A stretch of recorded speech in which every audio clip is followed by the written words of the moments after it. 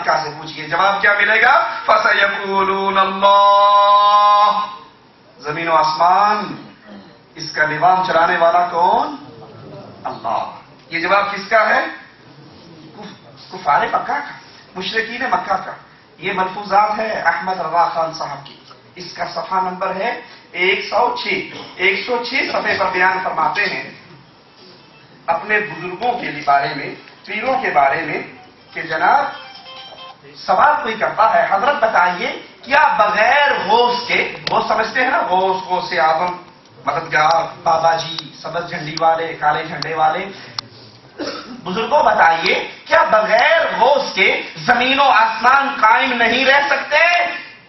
جواب ملتا ہے کہ نہیں، زمین و آسمان کو کنٹرول کرنے والے غوث ہیں، اور اگر غوث نہ رہے تو زمین و آسمان برقرار نہیں رہ سکتے۔ کفار مکہ کو مانتے ہیں کہ اللہ کنٹرولر ہے زمین و آسمان کا، اللہ کے علاوہ اس کو سنبھالنے والا اور کوئی نہیں، لیکن آج کلمہ پڑھنے کے بعد، آج ایمان لانے کے بعد، آج زکات دینے کے بعد یہ مسلمان کلمہ گو مسلمان، یہ کلمہ گو مشرک کہتا ہے ہمارے پیر نہ رہے تو زمین و آسمان نہیں رہ سکتے۔ زمین و آسمانوں کو غوث نے سنبھالا ہوا ہے، پیر نے سنبھالا ہوا ہے، بزرگوں نے سنبھالا ہوا ہے، اور یہی عقیدہ یہ ہمارے ہاتھ کے اندر شمائل امدادیہ، امداد اللہ مہاجر مکی صاحب کی، وہ صفحہ نمبر 55 پہ فرماتے ہیں کہ ہمارے جو یہ بزرگ ہیں، ہمارے جو یہ اولیاء اللہ ہیں، یہ عالم کے عالم ہے، عالم کے ستون ہیں، ان کی وجہ سے زمین و آسمان قائم ہے۔ سوچئے ہمارے عقیدے تو اس دور کے ان مشرکوں سے بھی برے ہوں گے جن کے بارے میں رسول اللہ صلی اللہ علیہ وسلم آتے ہیں اور فرماتے ہیں امرت ان اقاتل الناس، مجھے ان لوگوں سے قتال کرنے کے لیے بھیجا گیا، ان کی عورتوں کو لونڈیاں بنانا، ان کے بچوں کو، ان کے مردوں کو غلام بنانا، ان کا خون مجھ پہ مالک نے حلال کر دیا جب تک یہ لا الہ الا اللہ کے قرار نہ کر دے۔ یہی قرآن حکیم سورۃ مومنون 18واں پارہ ہے، آیت نمبر 84 ہے۔ مالک کہتا ہے قل، اے نبی کہیے ان سے، سوال کیجئے ان سے، قل لمن الارض ومن فیہا ان کنتم تعلمون، بتاؤ یہ زمین کس کی دھرتی ہے؟ یہ زمین ومن فیہا، اور اس زمین میں جو کچھ ہے سب کا مالک کون؟ اللہ۔ ہم کیا کہتے ہیں؟ لاہور کس کی نگری ہے جی؟ ملتان شاہ شمس تبریز کی، اجمیر بابا معین الدین چشتی کا، ہم نے بانٹ دیا ہے، یہ فلاں کی ہے، یہ فلاں کی ہے، یہ فلاں کی ہے، اور مظفر آباد جو ہے وہ سہیلی سرکار کا ہے۔ تو سہیلی سرکار سوئی بھی تھی جب زلزلہ آیا، کہاں گئی بھی تھی؟ نہ سہیلی رہی نہ سہیلا رہا، مالک نے ایک ہی لمحے کے اندر ام امنتم من فی السماء، تم اس سے ڈر ہو، تم اس سے اتنے آزاد ہو چکے ہو، اتنے بے خوف ہو چکے ہو، وہ چاہے زمینوں کو پھاڑ کر بالاکوٹ کی بستی کو دفن کر دے، وہ چاہے مظفر آباد کو مردوں کا شہر بنا کر رکھ دے، وہ چاہے باغ کی بستی کو اجاڑ کر رکھ دے، یہ کنٹرول کس کے ہاتھ میں؟ کسی پیر و فقیر کے ہاتھ میں نہیں، کسی بزرگ اور بابے کے ہاتھ میں نہیں، نہ سہیلی سرکار کے ہاتھ میں نہ کسی اور سرکار کے ہاتھ میں۔ نبی پوچھئے ان سے قل لمن الارض ومن فیہا ان کنتم تعلمون، بتاؤ اس زمین و آسمان میں، اس زمین کے اندر جو کچھ ہے سب کا مالک کون ہے؟ کفار مکہ جن سے رسول اللہ نے جہاد کیا، کفار مکہ جن کا خون بہایا گیا، کفار مکہ جن کے ستاروں کو قتل کیا گیا، وہ کفار جواب میں کہہ رہے ہیں سیقولون للہ، زمین بھی اللہ کی، زمین میں جو کچھ ہے وہ سب کس کا؟ قل من رب السماوات السبع ورب العرش العظیم، کون ہے 7 آسمانوں کا؟ کون ہے رب عرش عظیم؟ کون ہے؟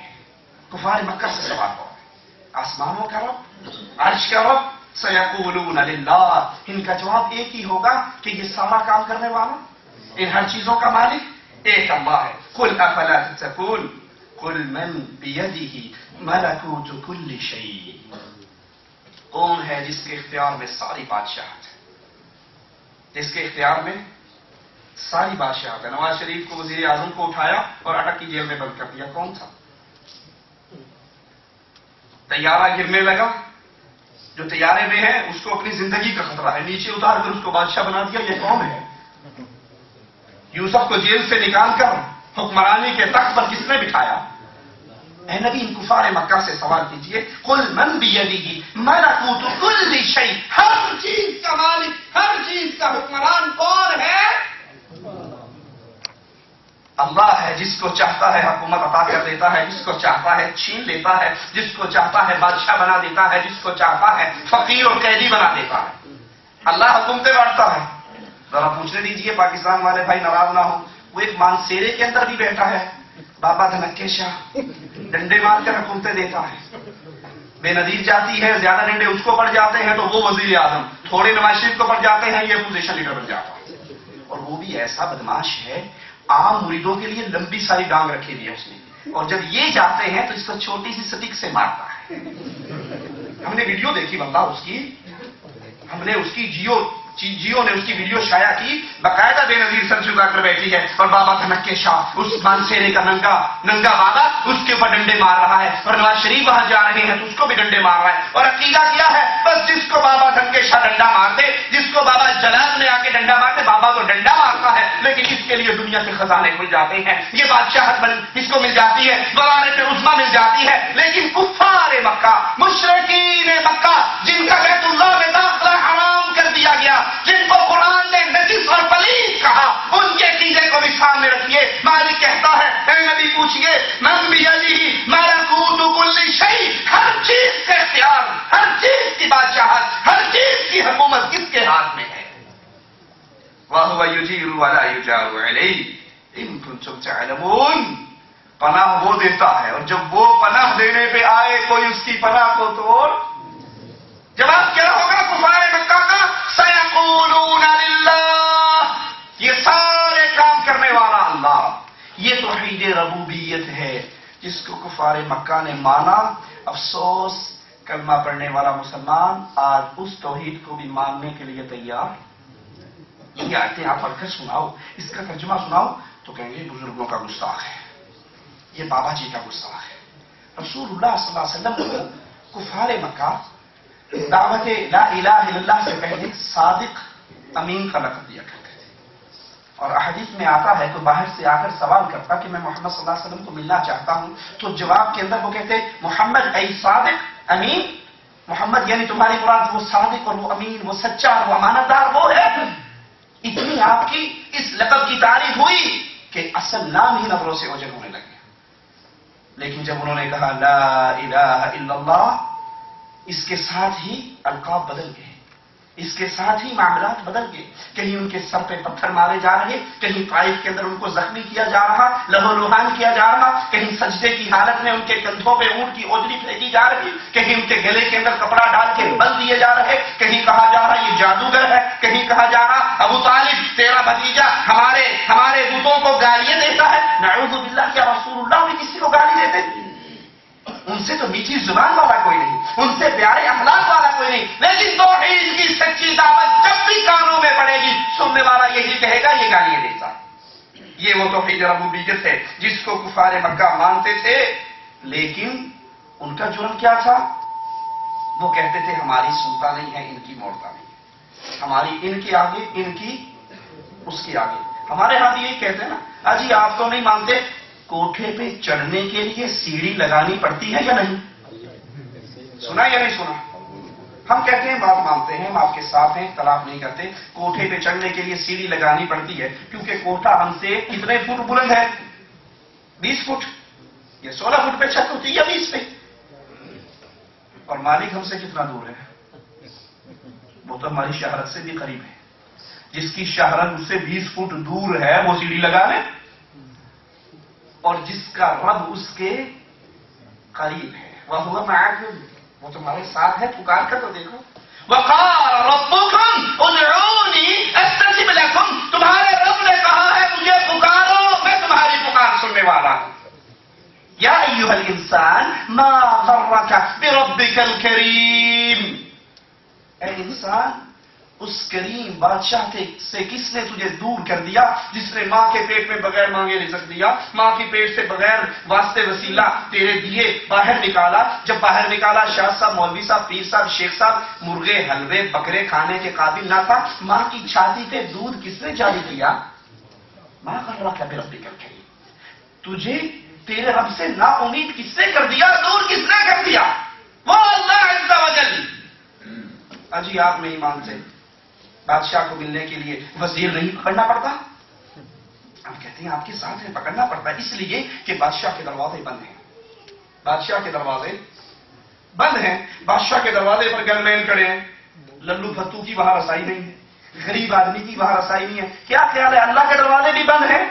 نعوذ باللہ، مالک کے دروازے بھی بند ہیں، اللہ کے دربار میں بھی رسائی ہماری نہیں ہو سکتی۔ سلیمان علیہ السلام لشکر لے کر دعا مانگنے کے لیے، بارش کا سوال کرنے کے لیے نکلتے ہیں، ایک چیونٹی کو دیکھتے ہیں جو الٹی لیٹی ہوئی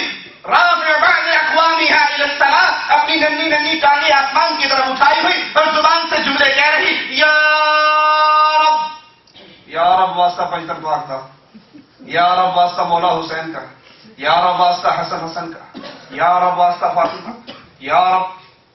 چیونٹی نبی موجود ہے اور کہتے یا رب انی خلق من خلقک، اللہ میں تیری مخلوق ہوں، سلیمان بھی تیری مخلوق ہے، میں بھی تیری مخلوق ہوں، وہ بھی پیاسا ہے میں بھی پیاسی ہوں، وہ بھی مانگتا ہے میں بھی مانگتی ہوں، اللہ پانی پلا دے۔ سلیمان نبی کہتے ہیں ارجعوا، واپس کر جاؤ۔ ساتھیوں نے کہا اتنا لمبا سفر کر کے آئے، بارش کے لیے سوال بھی نہیں کیا، کہا فقد سقیتم بدعاء غیرکم، نبی کے مانگنے سے پہلے ایک کیڑی چیونٹی نے مانگ لیا اور چیونٹی کے رب نے نبی سے پہلے اس کی سن لی۔ بادشاہ کے دروازہ تو بند ہے، وزیر لے جانا پڑے گا، لیکن رب کے دروازے کیسے کھلے ہیں؟ وہ کیسے سنتا ہے؟ بادشاہ کے لیے وزیر کی ضرورت ہے، اس لیے کہ بادشاہ کے دل میں ہمارے لیے کوئی رحم و کرم ہے؟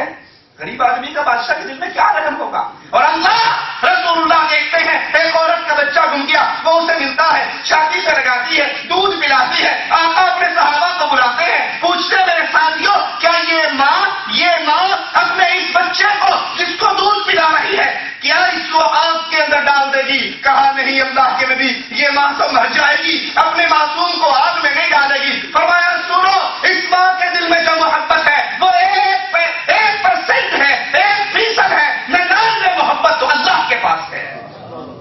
اللہ اپنے بندوں پر ان کی ماؤں سے بڑھ کر مہربان ہے۔ بادشاہ کے لیے تو وزیر کی ضرورت ہے، کیوں؟ کیونکہ بادشاہ اپنے وزیر سے ڈرتا ہے، رب بھی کسی سے ڈرتا ہے۔ بادشاہ کو پتا ہے نہیں مانوں گا تو تختہ الٹ دے گا، کوئی سازش کر دے گا۔